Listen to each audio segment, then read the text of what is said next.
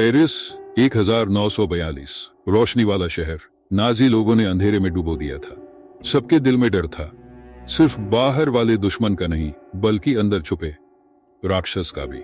Fashionable 8वें अरोंडिसमेंट में भव्य cafe और सुरुचिपूर्ण दुकानों के बीच डॉक मार्सेल पेटियोट रहते थे। एक सम्मानित चिकित्सक, समुदाय का एक स्तंभ, या ऐसा ही प्रतीत होता था। हालांकि उनकी आकर्षक बाहरी छवि के पीछे उनके सामान्य से दिखने वाले घर के नीचे के तहखाने की गहराई के समान एक अंधकार छिपा था। डॉक पेटियोट एक कुशल मैनिपुलेटर थे।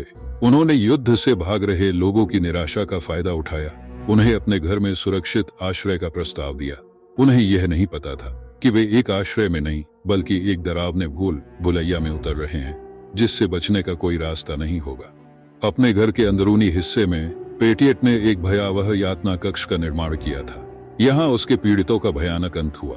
मोटी दीवारों के कारण दबी उनकी चीखें युद्धग्रस्त शहर में अनसुनी हो गई। पेटियोट डॉक्टर से राक्षस बन गया। उसने अभ्यास में आसानी से अपने पीड़ितों के टुकड़े टुकड़े कर दिए।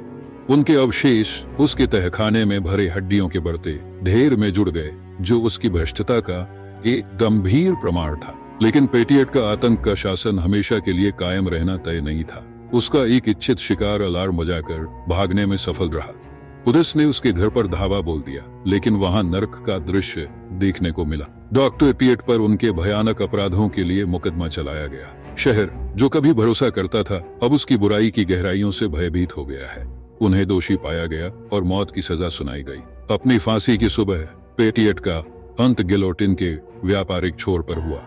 उसके आतंक का शासन अंततः खत्म हो गया, लेकिन उसके राक्षसी कृत्यों की स्मृति रोशनी के शहर को हमेशा के लिए कलंकित कर देगी। सबसे अंधकारमय समय में भी बुराई सबसे अप्रत्याशित स्थानों में छिपी रह सकती है। उन लोगों से सावधान रहें जो सच्चे होने के लिए बहुत अच्छे लगते हैं, क्योंकि कभी कभी जिन राक्षसों से हम सबसे ज्यादा डरते हैं वे मानवता का मुखौटा पहनते हैं।